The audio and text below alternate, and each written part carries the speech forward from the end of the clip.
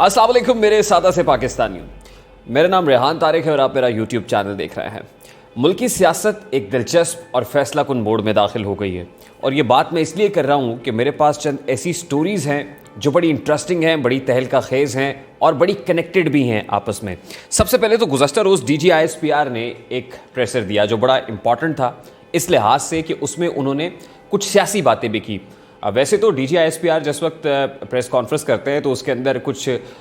Regional और geopolitical situation और फिर जो है वो अफ़गानिस्तान ईस्टर्न वेस्टर्न बॉर्डर से मुताल्लिक हमने देखा है कि बहुत सारी बातें होती हैं जिनका ताल्लुक बराह रास्त हमारे सिक्योरिटी इश्यूज़ के साथ होता है। लेकिन गुज़श्ता रोज़ कुछ सियासी सवालात पूछे गए और उनका जवाब भी मेजर जनरल बाबर इफ्तिखार साहब ने दिया और उसमें बड़ा दो टोक अंदाज में उन्होंने कह दिया कि डील से मुताल्लिक जो बातें हो रही हैं वो कयास आराइयाँ हैं, वो अफवाहें हैं, ऐसी कोई बात नहीं है और ये बिल्कुल मुल्की इदारों को बदनाम करने की एक साजिश है। अब सवाल ये है कि मेजर जनरल बाबर इफ्तिखार साहब ने इस मैसेज में असल में पैगाम किसको दिया है? क्या वो पैगाम दे रहे थे ऑपोजिशन को, यानी नवाज शरीफ साहब को जो लंदन में बैठे हुए हैं, जिनसे मुताल्लिक ये बात होती है कि उनके साथ पावर ब्रोकर्स मिल रहे हैं, उनके साथ कुछ सेटलमेंट या एडजस्टमेंट की बात हो रही है, कोई ऐसा मामला बन रहा है कि जिससे उन्हें सेफ पैसेज मिलेगा, वो वतन वापस आएंगे, मुल्की सियासत में एक बार फिर से मुतहर्रिक होंगे और ना सिर्फ मुतहर्रिक होंगे बल्कि चौथी बार वज़ीर आज़म भी बन जाएंगे? क्या उनके लिए मैसेज था या फिर मैसेज था वो हमारी हुक्मरान जमात के लिए? तो इंटरेस्टिंग बात यह है कि गुज़श्ता माह इमरान खान साहब ने अपने हुकूमती तर्जुमानों को बुलाया और बुलाकर उसमें वाज़ेह अंदाज में कहा कि नवाज शरीफ साहब के साथ डील से मुताल्लिक कुछ बातें हो रही हैं। अगर नवाज शरीफ के साथ डील करनी है तो फिर मुल्क में तमाम तर जेलें खोल देनी चाहिए और जितने कैदी हैं उनको भी आज़ाद कर देना चाहिए, उनका क्या कसूर है? तो मेरी दानिश्त में मेरा तज्जिया है, ये खबर नहीं है, मेरा एनालिसिस ये कहता है कि मेजर जनरल बाबर इफ्तिखार साहब ने दरअसल पैगाम दिया है वज़ीर आज़म इमरान खान साहब को, उनके रफ़का को, कि हुजूर वाला ये जो डील का बयानिया आप बनाने की कोशिश कर रहे हैं, असल में ये जो डील की बातें हो रही हैं इसमें कोई सदाकत नहीं है, ये कियास आ रही हैं, ये अफवाहें हैं। तो फिर बात ये भी है कि बराह रास्त क्यों नहीं कहा जा सकता था? बराह रास्त इसलिए नहीं कहा जा सकता कि मेरे दोस्तों, मेरे सादा से पाकिस्तानियों, वो जिस सफ़े की बात होती है that page is not same any more. और जब मैं ये बात कर रहा हूँ कि वो सफ़ा बरकरार नहीं है या मेरे सादा से पाकिस्तानियों की सादा ज़बान में कहें कि सफ़ा लीरो लीर है, तो इसका एक और मतलब भी है और वो मतलब मुझे फॉरेन फंडिंग केस के पटिशनर पाकिस्तान तहरीक इंसाफ के बानी रहनुमा अकबर एस बाबर साहब ने समझाया था। और वो उनसे मैं पूछा करता था कि अकबर एस बाबर साहब, ये जो आप 2014 से लगे हुए हैं फॉरेन फंडिंग केस के पीछे, ये फॉरेन फंडिंग केस आखिर है क्या? ये किस बला का नाम है और क्या ये नतीजा खेज भी होगा, मंतकी अंजाम को पहुँचेगा भी नहीं? तो उन्होंने मुझे कहा था कि रेहान, इस केस का फैसला तब होगा जब वक्त का तकाजा होगा। तो वो जुमले मेरे पर्दा फ़िक्र से हमेशा टकराते हैं कि वो वक्त का तकाजा कब होगा। तो अब मुझे समझ आ रहा है कि वक्त अब करीब आन पहुँचा है। वो वक्त करीब आन पहुँचा है जब पाकिस्तान तहरीक इंसाफ बतौर पार्टी तहलील हो सकती है और बतौर पार्टी पाकिस्तान तहरीक इंसाफ का वजूद ख़तरे में पड़ सकता है। अगर पाकिस्तान तहरीक इंसाफ नहीं रहेगी तो फिर कहाँ सी तब्दीली, कौन से इमरान खान और फिर कौन से वज़ीर आज़म? अब इंटरेस्टिंगली ये जो स्क्रूटनी कमेटी की रिपोर्ट सामने आई है और इलेक्शन कमीशन ऑफ पाकिस्तान ने एक ओपन हियरिंग में, इन कैमरा सेशन नहीं था बल्कि ओपन हियरिंग है, पब्लिक कर दी गई है, उस स्क्रूटनी कमेटी के सफ़ा नंबर 88 के ऊपर कुछ डिटेल्स हैं और वो डिटेल्स इस लिहाज से दिलचस्प हैं कि उसमें, क्योंकि आपको पता है पॉलिटिकल पार्टीज ऑर्डर 2002 या इलेक्शन एक्ट 2017 वो दो डॉक्यूमेंट्स हैं जिनकी बिना पर स्क्रूटनी कमेटी की इन फाइंडिंग्स को देखा जाएगा और फिर ही ये तय किया जाएगा, तयन किया जाएगा कि क्या एक्शन हो सकता है। और जब हम पार्टी तहलील होने की बात करते हैं तो पॉलिटिकल पार्टीज ऑर्डर 2002 और इलेक्शन एक्ट 2017 के मुताबिक ही करते हैं। अब सफ़ा नंबर 88 जो स्क्रूटनी कमेटी की रिपोर्ट का है, उसमें जो सेक्शन 2 है उसमें क्लॉज नंबर 1 कहते हैं, या वो पार्टीज़ या वो कंपनीज जिन्होंने फंडिंग की है उनकी कुछ डिटेल्स हैं। तो नंबर 1 है जनाब वुटन क्रिकेट लिमिटेड दुबई। और वुटन क्रिकेट लिमिटेड दुबई ये एक फॉरेन कंपनी है जिसने पाकिस्तान तहरीक इंसाफ को $20 लाख की फंडिंग की है। 1, 2, 3, 4, 5 लाख डॉलर्स नहीं है, $20 लाख। और ये वुटन क्रिकेट लिमिटेड दुबई है। इस हवाले से तहकीकात जब की गई तो बात पता चली कि असल में वुटन क्रिकेट लिमिटेड दुबई जो है वो अबराज ग्रुप जो है जिसके मालिक आरिफ नकवी साहब हैं, तो आरिफ नकवी साहब इस कंपनी को ओन करते हैं। और आरिफ नकवी साहब को कौन नहीं जानता? आपको पता है कि वो पाकिस्तान तहरीक इंसाफ के इतने ज़्यादा करीब हैं कि किसी ज़माने में इमरान खान साहब आरिफ नकवी साहब को वज़ीर ख़जाना मुकर्रर करने का इरादा भी रखते थे, और हो सकता है कि वो पाकिस्तान तहरीक इंसाफ हुकूमत के वज़ीर ख़जाना होते अगर उनके ऊपर बरतानिया में मुबैना जो फ्रॉड का इल्ज़ाम है उसमें वो सज़ा ना भुगत रहे होते। और ऑब्वियसली वो नवाजिशात तो होनी है जब आप $20 लाख जैसी खतीर रकम और उसके अलावा भी पता नहीं क्या क्या आपने PTI को और चेयरमैन इमरान खान साहब को तोहफे में दिया होगा। और अबराज ग्रुप बदनाम ज़माना ग्रुप है, आरिफ नकवी साहब इस वक्त भी बिहाइंड द बार्स हैं। अब वो कंपनी जो वुटन क्रिकेट लिमिटेड है, ये कहा जा रहा है कि बरतानिया के अंदर ऑक्सफोर्डशायर में अब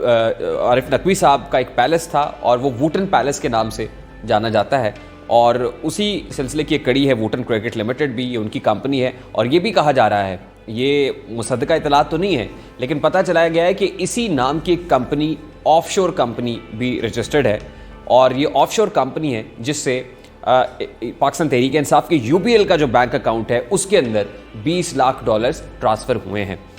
अब इलेक्शन एक्ट 2017 और पॉलिटिकल पार्टीज ऑर्डर 2002 ये कहता है, एक तो है ममनुआ फंडिंग और एक है गैर मुल्की फंडिंग। ममनुआ फंडिंग वो है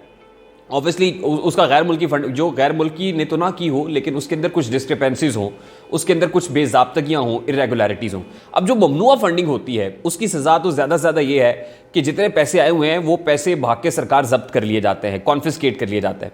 लेकिन अगर वो गैर मुल्की फंडिंग है, वो किसी गैर मुल्की ने की है या किसी गैर मुल्की कंपनी ने की है, तो उसके इम्प्लीकेशंस ये हैं कि वो पार्टी डिसॉल्व हो सकती है, वो पार्टी का वजूद ख़त्म हो सकता है।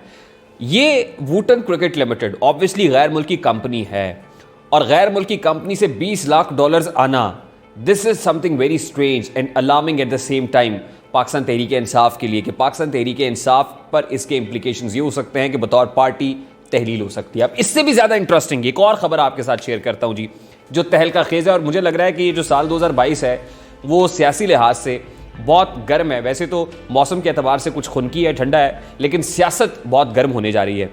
अब दी न्यूज़ से वाबस्ता सहाफ़ी फ़खर दुरानी साहब की एक स्टोरी है और वो ये बताते हैं कि नथिया गली में एक लग्जरी होटल की तामीर का ठेका पाकिस्तान तहरीक इंसाफ के डोनर को दे दिया गया है। और पाकिस्तान तहरीक इंसाफ के बड़े नामी गिरामी डोनर है मुमताज़ मुस्लिम साहब, और मुमताज़ मुस्लिम साहब की कंपनी है जो दरेशक सिक्योरिटी सॉल्यूशंस के नाम से चलाई जाती है। और दरेशक सिक्योरिटी सॉल्यूशंस भी एक ऑफशोर कंपनी है, यानी another offshore company, another story. और हालिया जो पेंडोरा पेपर्स थे उनके अंदर भी ऑफशोर कंपनी लिस्टेड थी, यानी दरेशक सिक्योरिटी सॉल्यूशंस नाम की कंपनी उन पेंडोरा पेपर्स का भी हिस्सा थी। अब ये जो मुमताज़ मुस्लिम साहब है,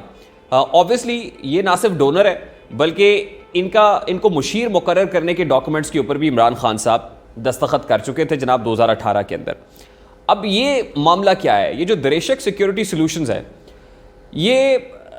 सिक्योरिटी एहलकार इन्होंने फराम किए इराक जंग के अंदर और अमेरिका को इन्होंने असिस्ट किया। अब यहाँ पे एक प्रिंसिपली एक ऐसा एक तजाद पाया जाता है कि इमरान खान साहब यहाँ पर तो जनाब ड्रोन स्ट्राइक्स और अमरीकी कार्रवाइयों के खिलाफ एहतजाज कर रहे होते हैं, धरने दे रहे होते हैं, नेटो सप्लाई मुअत्तल हो जाती है, और दूसरी तरफ उन्हीं के अजीज़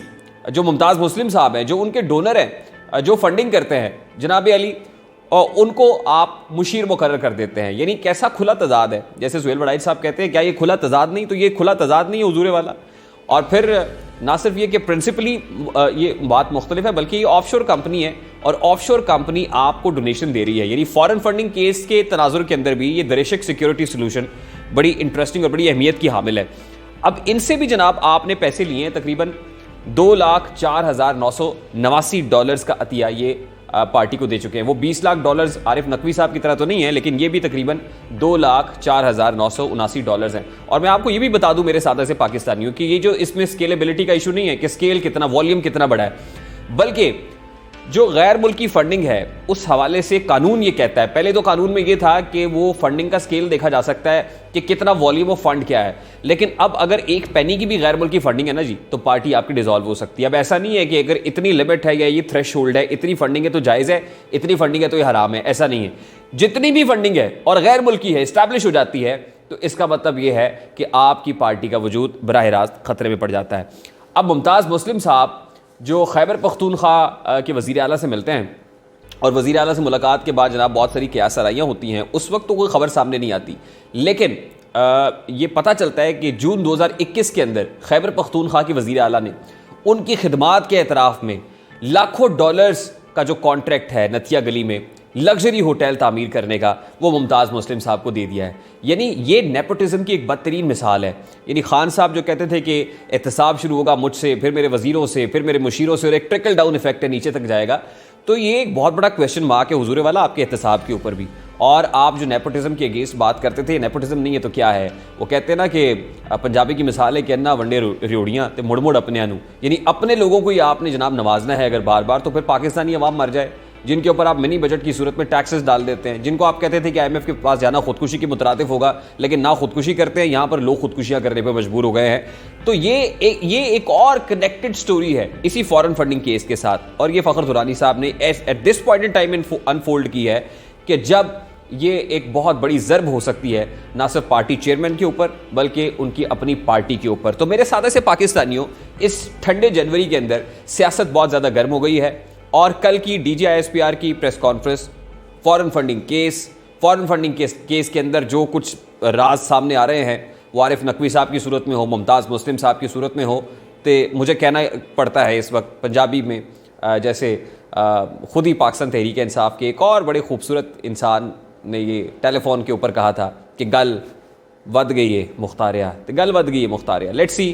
कि आगे आने वाले दिनों में क्या होता है। अगर आपको ये व्लॉग पसंद आया हो तो उसको लाइक कीजिएगा, लाइक करते तो शेयर करना मत भूलिएगा, और अगर आपने हमारे चैनल को सब्सक्राइब नहीं किया तो सब्सक्रिप्शन ऑन करते हुए ज़रा देर नहीं लगती। मुझे रेहान तारिक को इजाज़त दीजिए, अपना बहुत सारा ख्याल रखिएगा मेरे साथ ऐसे पाकिस्तानियों। अल्लाह हाफ़िज़।